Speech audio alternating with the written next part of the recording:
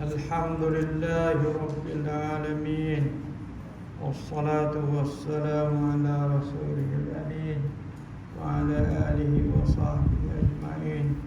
الحمد لله رب العالمين. سبحانك لا علم لنا إلا ما علمتنا إنك أنت العليم الحكيم. ولا حول ولا قوة إلا بالله العلي العظيم. الحمد لله رب العالمين. Tajuk besar kita ialah perkara-perkara haram. Minggu lepas haram makan harta anak yatim. Malam ni haram riba. Sangat-sangat diharamkan. Firman Allah Subhanahu wa taala, Bismillahirrahmanirrahim.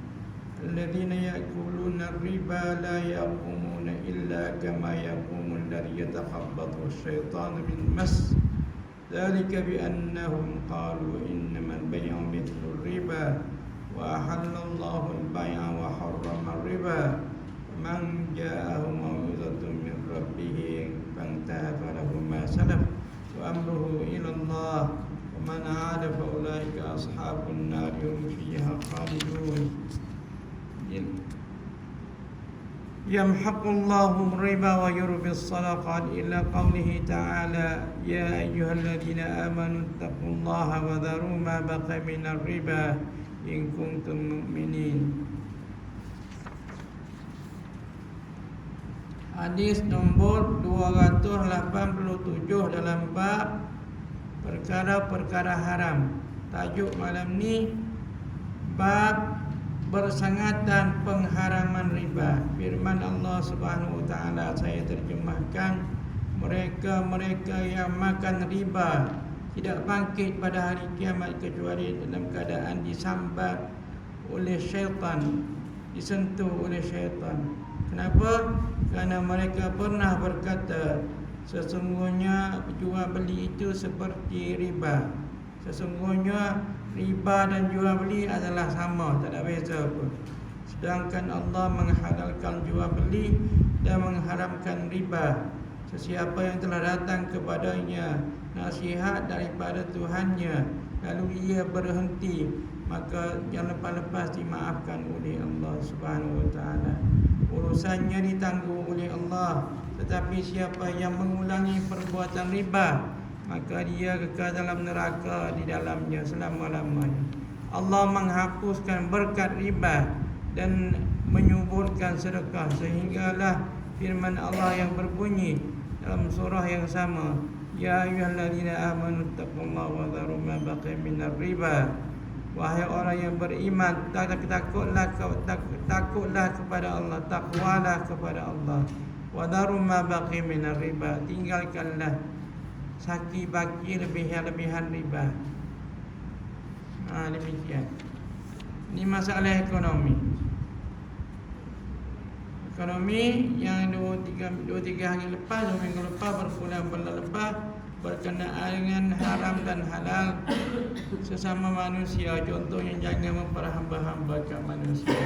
Jangan lempang sana lempang sini sesuka hati, itu haram. Yang kita break minggu lepas ialah haram makan harta anak yatim. Malam ni haram riba. Semua manusia akan dibangkitkan. Itu yang kita belajar bab beriman dengan hari akhirat. Antara yang dibangkitkan nanti ialah orang yang makan riba daripada kubur. Bangkit daripada kubur. Bangkit Allah sebut dalam ayat ini, yatakhabbathu syaitanu minal mas, macam orang kena rasuk. Bukan syaitan yang rasuk dia, riba yang rasuk dia.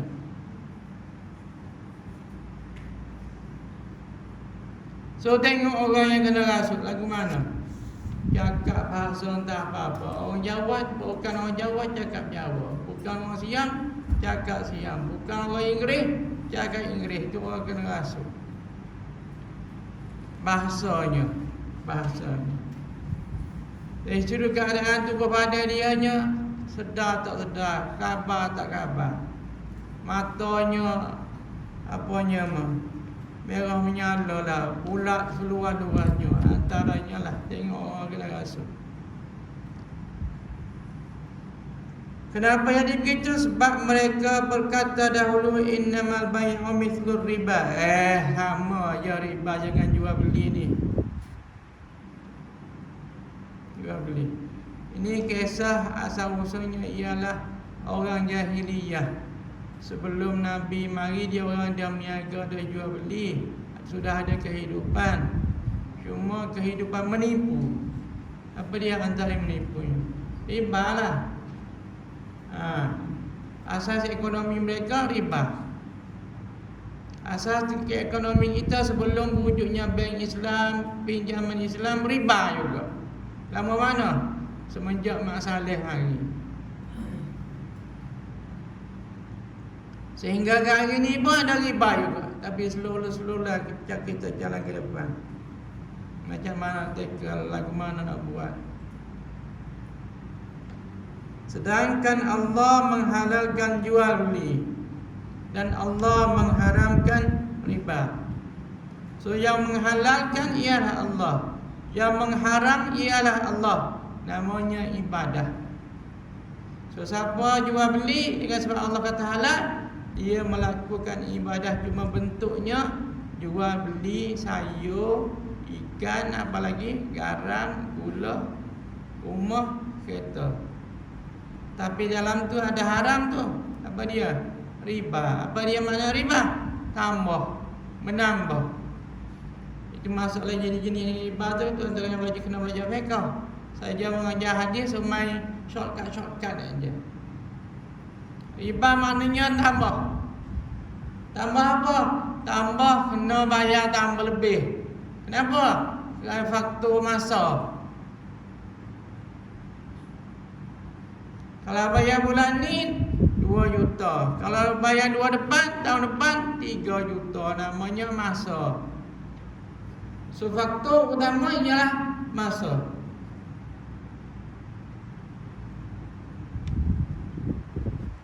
Itu ratusan tahun. Apa dia? Makan memakan. Zaman usia zaman jahiliyah. Sehinggalah zaman penjajahan kita. Kita diajar oleh Jepun, diajar oleh Inggeris, diajar oleh Belanda, diajar oleh Portugis. Dia orang mari berniaga. Siapa perniagaan?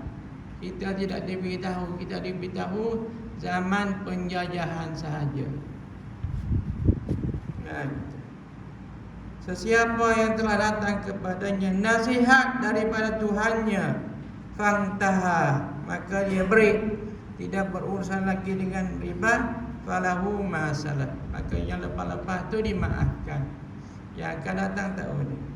Dan urusannya terserah kepada Allah. Tapi kalau dia mengulangi, maka dia ashabun nar, jadilah dia penghuni neraka, kekal di dalamnya. Kekal di dalamnya. Itu pun ada belaan lagi lah. Ada belaan lagi. Sekiranya dia bertaubat, maka dia tak kekal. Kalau tak bertaubat, dia kekal. Sebab ayat sudah sampai dan hadis sudah sampai.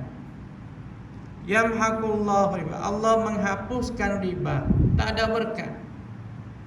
Rumah ada, tapi berkat tak ada. Kereta ada, tapi berkat tak ada. Gudang ada, tapi berkat tak ada. Maknanya ada barang, tapi tak ada berkat. Boleh makan, boleh minum, tapi tak berkat. Bayur bis sadaqat. Dan Allah menyuburkan sedekah. Macam mana? So, bila Allah mengharamkan riba, Allah menghalalkan sedekah. Macam mana sedekah tu dalam surah Baqarah sangat menarik. Contohnya, tak boleh nak bayar tahun ni, maka dibenarkan berkira. Okey, tak apalah, tahun depan tak apa. Tapi tak menambah. Namanya sedekah masa. Yang tadi makan masa, merompak masa. Dengan sebab faktor-faktor yang munasabah, Covid contohnya. Contoh. Maka tak apalah, bayar selepas Covid contohlah. maka namanya sedekah masa free. Tak macam penjajahan, kau beli kau tak kau beli, korang ke kau korok ke, kena bayar. Sehinggalah kepada firman Allah, wahai orang yang beriman, takutlah kamu kepada Allah. So, apa makna takut kepada Allah? Dalam konteks ni, hendaklah mu tinggalkan saki baki riba. Tinggal. So, mari ayat puasa, la'allakum tattaqun juga. Tetapi berkenaan dengan puasa, konteks berbeza. Mari ayat riba, wattaqullah. Takwa juga, tapi takwa puasa dengan takwa riba tak sama. Kerana amalannya tak sama. Cuma arahan sama, iaitu semuanya datang daripada Allah Subhanahu wa taala. Seperti biasa, bila sebut ayat Quran, pengarang kitab iaitu Imam Nawawi akan memetik beberapa hadis yang berkaitan dengan ayat Quran ataupun tajuk. Surah hadis nombor 1 daripada Ibn Mas'ud radhiyallahu anhu. Qala la'ana Rasulullah sallallahu alaihi wasallam akilar riba wa mukilahu. Riwayat Muslim. Dalam Tirmizi ada tambahan wa syahidaihi wa katibahu. Ibn Mas'ud radhiyallahu anhu berkata, Rasulullah sallallahu alaihi wasallam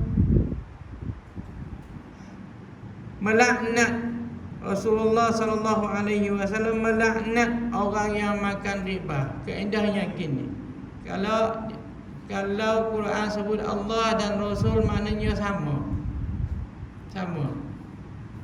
Demikian dengan hadis, kalau Allah dan Rasul dalam hadis itu ada, maknanya sama. Sama apa? Dalam kes ini Allah pun laknat, Rasul pun laknat dalam kes ni.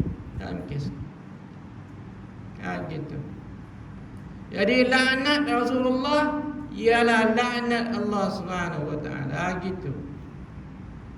Apa makna laknat? Ceramahlah macam mana pun tak makan. Turunlah Jibril macam mana pun tak makan. Marilah Quran macam mana pun tak makan. Itu laknat.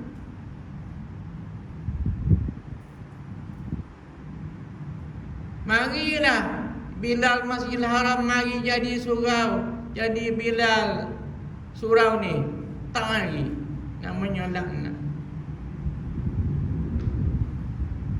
Segala-galanya datang, namanya laknat. Sebab tak ambil pengajaran daripada orang adalah Bilal Masjidil Haram mari azan, contoh surau Ittifaqiyah tepi sungai, tak mari. Contoh. Itu makna laknat. Tu jangan jadi golongan.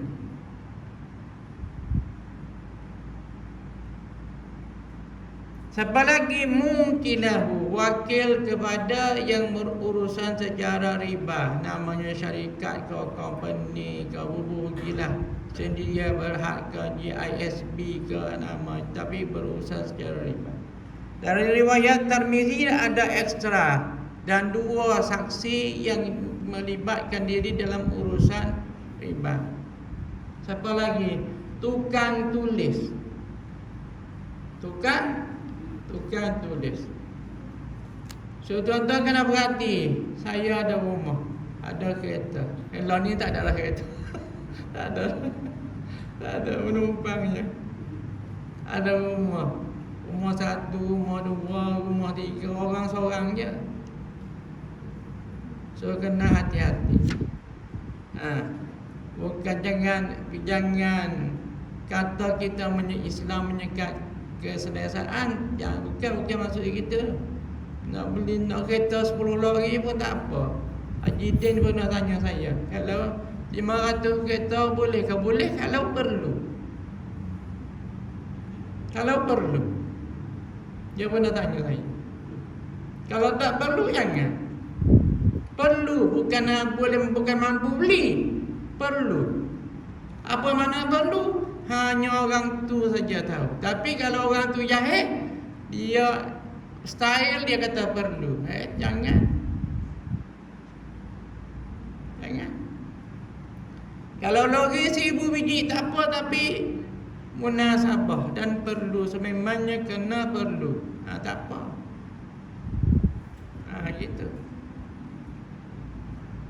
Ini kepada anak-anak cucu kita ni, apa dia? Yang makan riba, yang jadi wakil kepada company tu, bank, jadi saksi. Saksi boleh persen, berapa persen saksi? Yang saya tahu tak ada persen untuk saksi. Untuk mengesahkan kontrak saja awak kena bayar sekian untuk tempoh sekian.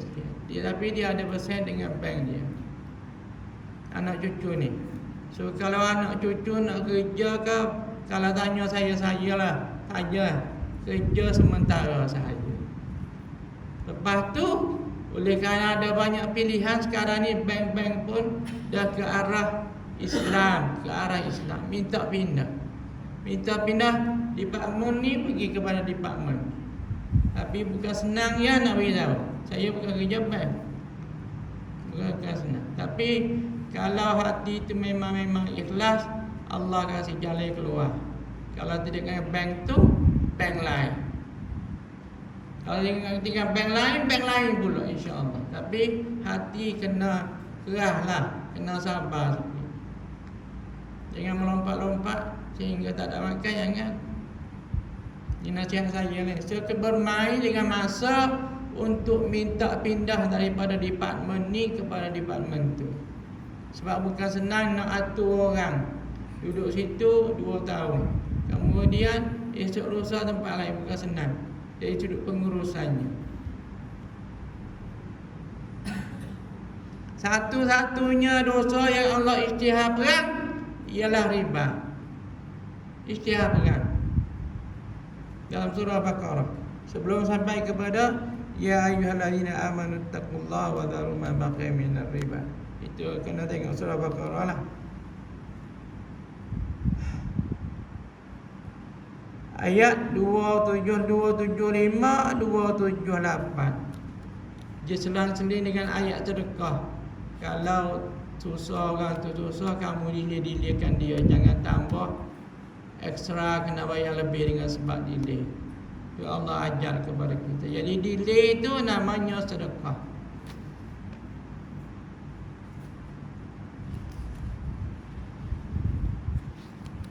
Ya.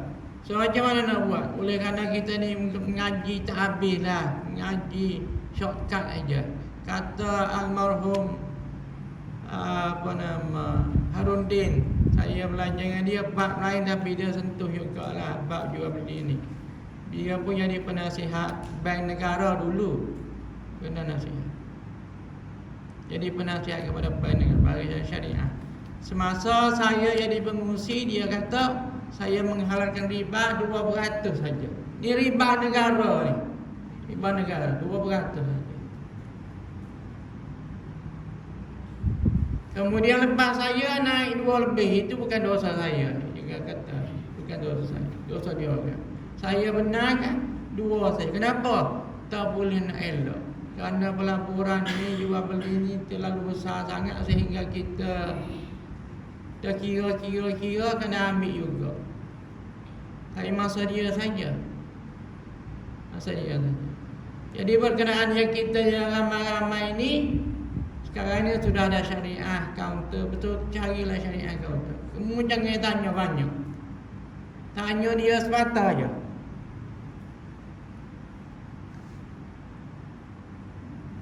Ada bahagian syariah ada ambil. Jangan tanya banyak. Kerana syurga neraka besok-besok, kumpulan tu yang bertanggungjawab soal jawab dari kumpulan tu. Kumpulan yang kata kereta ni syariah, contohnya lah hutang ni syariah. Tak kira mana-mana company, Alliance ke, Takaful ke, Bank Islam ke, Maybank ke, CIMB ke, OCBC ke, Bank China ke, Bank KP ke, sekarang ni dikawal oleh panel syariah bank negara. Dia kata mudah-mudah ambil lah. Kalau ada syariah. Gitu. Kata almarhum Bahrudin. Demikian juga dengan pelaburan. Kalau pelaburan itu Islam, kira mudah-mudahlah. Saya belajar pelaburan di zaman Covid. Macam mana nak kenal pelaburan Islam? Dia ada bulat. Katakanlah syarikat Saim Dabi lah contohlah. So di kepala Saim Dabi tu ada bulat sebelah kanan. Bagi jam belajar syarikat, belajar pelaburan. So tak payah tanya, klik situ dia akan tulis. Particular company tu dia tulis syariah compliance apabila ada bulat sebelah kanan pada tulisan Saim Dabi. Kalau Saim Dabi, kalau Highcom DRB Highcom, dia ada bulat dia. Maknanya syariah. Tak perlu tanya lah. Itu gini kan. Cuma hutang rugi tu biasalah. Nak hutang sama GISB. Nak rugi sama masuk bursa. Itu rugi sama. Ini bursa. Apa nama? Wele tak erti saya. Apa nama? PNB dengan apa nama? Dengan khazanah digencing oleh Walid apa benda? Digencing. Ada masalah tu Anwar suruh siasat tu. Apa nama? Bahagian rasuah masuk siasat. Takut ada salah guna. So bendanya itu dah. So yang haramnya kalau ada penipuan, ada apa semua sekali. Kalau tak ada, tak apa masalah. Itu saya katakan, ada soalan kena tanyalah. Sebab kehidupan kita ni luas. Ni tanya dalam kuliah saya, tapi saya dah beritahu dalam grup. Tak tahu grup tu perasan ke tidak. Kena bagi beritahu soalan ni, masalah ni 2-3 hari sebelum saya mari kelas, supaya saya study dulu, tidak merabulah maknanya. Gitu. Cari sumber, cari komen tu, cari komen. Ya Allah, boleh jawapan. 288 Babu tahrimir riya, bab haram riya. Riba boleh nampak.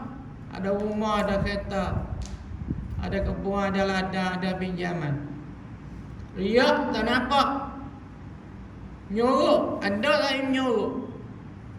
Yang nampaknya sujud, baca Quran, sejadah, nampak. Sedekah nampak, tapi riya tak nampak. Tapi tak nampak buat Allah, lama-lama Allah akan tunjuk ni dia sebenarnya. The true color of dia ni. Bila dia makan masa yang lama. Kalau berhatilah. Qala Allah Ta'ala wa ma umiru illa liya'budu Allah mukhlishina lahu-d-din hunafa.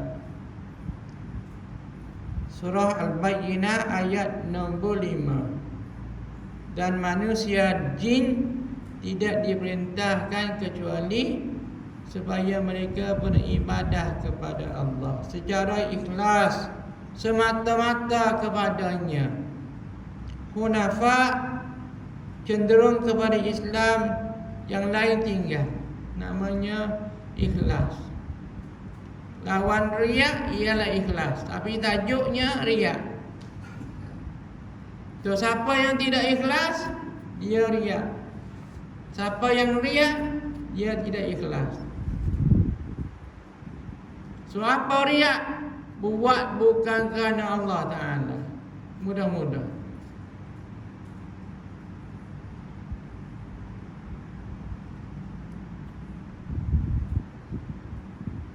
Kerana berebut pangkat, kita namakan PhD. Kerana nak tanding, kita namakan PhD. Kerana nak jadi YB, kita namakan PhD. Itu dia. Kerana nak lawan dengan negara-negara lain, namanya PhD. Dan di belakang riak tu ada lagi apa dia? PhD. Tak nampak belakang. Nampak-nampak berhutang rupanya. Negara hebat tapi berhutang. Berhutang dengan siapa? Berhutang dengan sebab 1MDB. Nak tunjuk kata kita ni ada duit. Sebenarnya tak ada duit. Saya terlibat dengan pelapor. Saya tahulah isu walaupun saya tak ada kuasa. TRX tu pernah pergi ke tak? Pernah dengar ke tak? Sudahlah. TRX tu orang bangun tu Bukit Bintang. Namanya mengerangkumi Bukit Bintang dan seumpamanya kawasan KL itu namanya TRX. Duit itu ada. Duit daripada 1MDB untuk bina TRX sebagai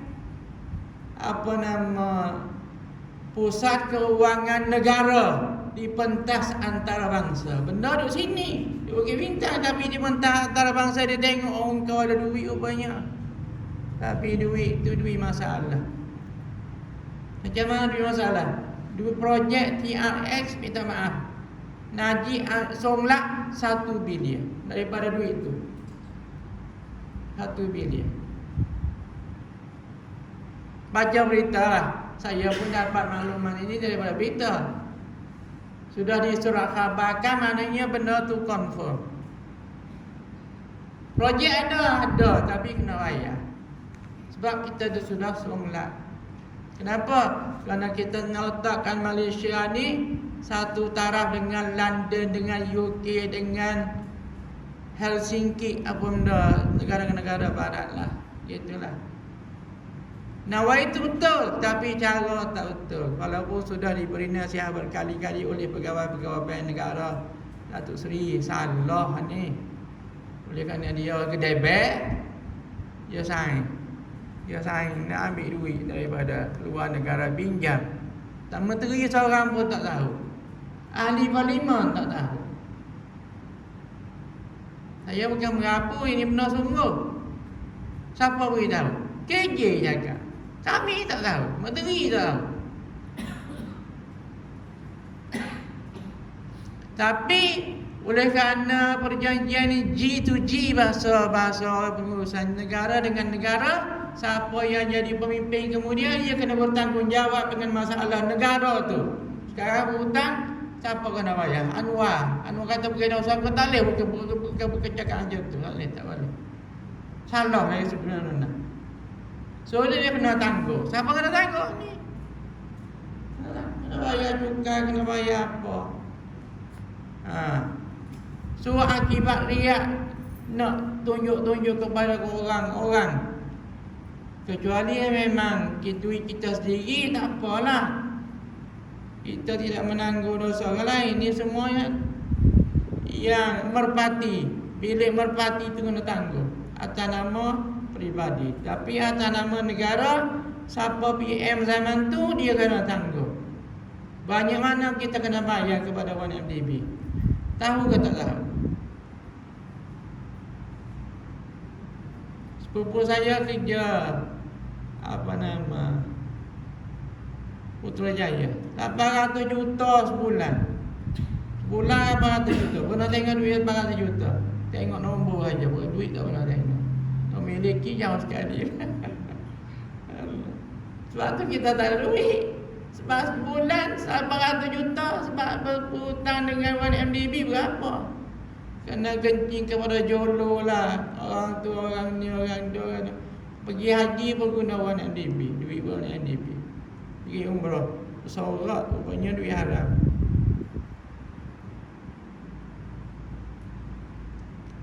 So ikhlas ini Allah saja. Tuhan-Tuhan nak tahu ikhlas, bacalah qul huwallahu ahad, Allahus samad, lam yalid wa lam yulad wa lam yakul lahu kufuwan ahad. Apa yang dalam tu? Yang ada dalam tu ialah Allah saja. Syurga tak ada, neraka tak ada dalam ayat tu. Marilah kepada kita. Antuk ada minta syurga tu, riaklah. Kata setengah ulama, ya. Kata setengah ulama, kebanyakan ulama no, sebab kita ikut Nabi, bukan ikut Ikut ulama, ikut Nabi. Nabi ajar Aisyah, Allahumma inni as'aluka jannah wa ma qarraba ilayhi min qawli wa amal. Ya Allah, aku minta kepada Engkau syurga. Bercakap masuk syurga, berbuat bermasuk syurga. Itu Rasulullah ajar kepada Aisyah. Allahumma inni a'udzubika minal jannah wa ma qarraba ilayhi min qawli wa amal. Ya Allah, aku minta jauh daripada neraka. Sama ada perkataan aku minta jauh, sama ada perbuatan minta jauh juga. So menjauhi beribadah kerana jauh daripada syurga, kerana nak masuk syurga, kerana menjauh daripada neraka dan nak masuk syurga, namanya ikhlas. Cuma level lain-lain.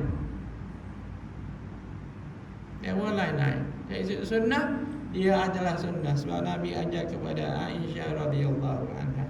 So kewajipan kita, kalau tak ada jawapan, hadis boleh membagi jawapan, ikutlah hadis, jangan ikut ulama. Ulama ni ahli sufi ke ahli sapi ke, tak payah ikutlah. Cukup dengan ikut dengan Rasul sallallahu alaihi wasallam. Seperti janganlah firman Allah Subhanahu wa taala, la tudsiru sadaqatikum bil manni wal adha kalladhi yunfiqu ma'lahu ria'an nas.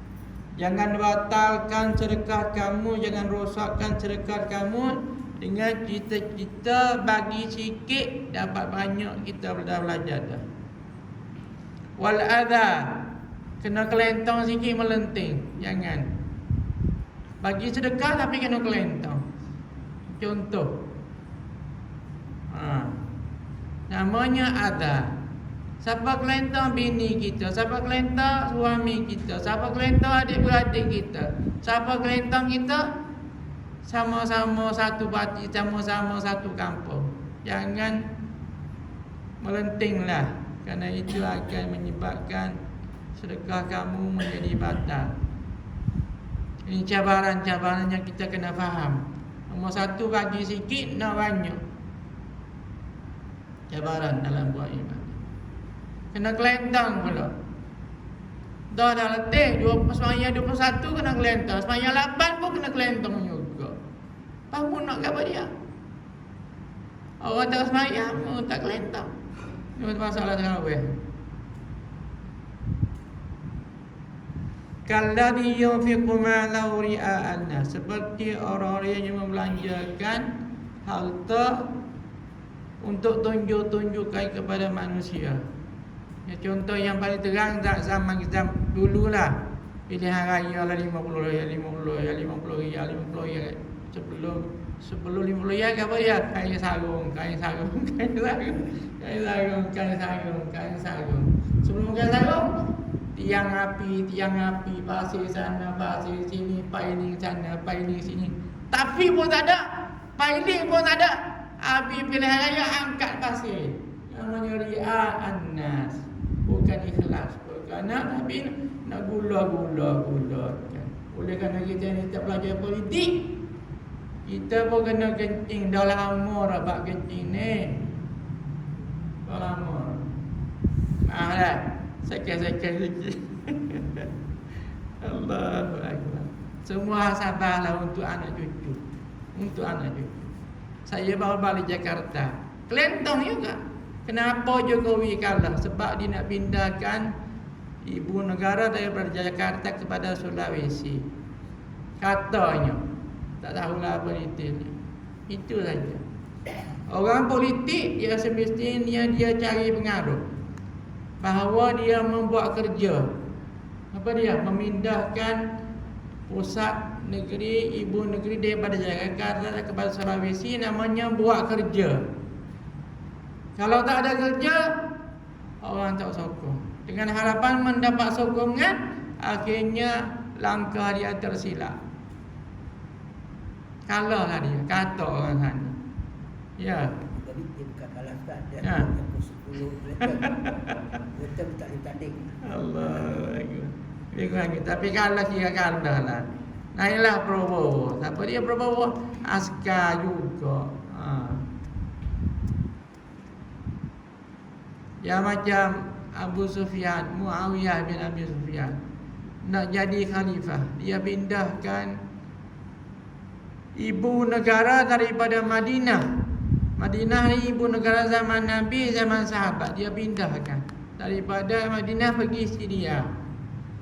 Itu orang politik. Tapi zaman tu orang sokong dia. Nak cerita politik. Gitulah. Jadi asyik buat projek aja. Bukan lillahi ta'ala.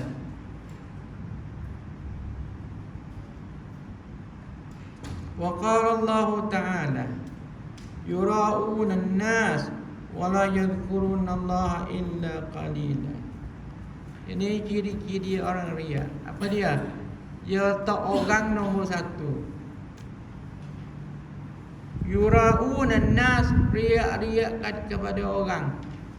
Dia tu orang, dia nak beli jiwa orang. Wala yadhkuruna Allah illa qalila. Allah ada ke tidak? Ada, tapi sipi-sipi. Tepi-tepi je bukan. Untuk tengahnya orang. Pengundilah cakap mudah-mudah. Rakyatlah cakap mudah-mudah.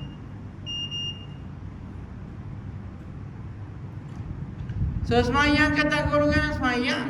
Berkata semayang. Tapi saya sebutkan, Allah sebut mereka ingat kepada Allah sikit-sikit.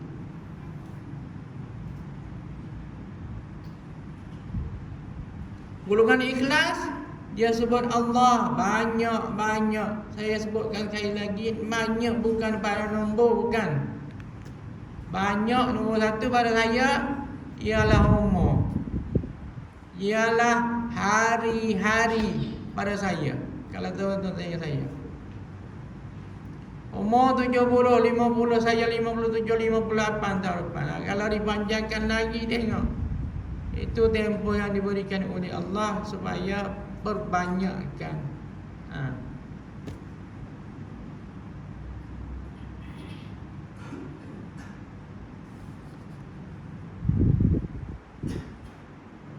Bukan 500,000 selawat, 500,000 bukan.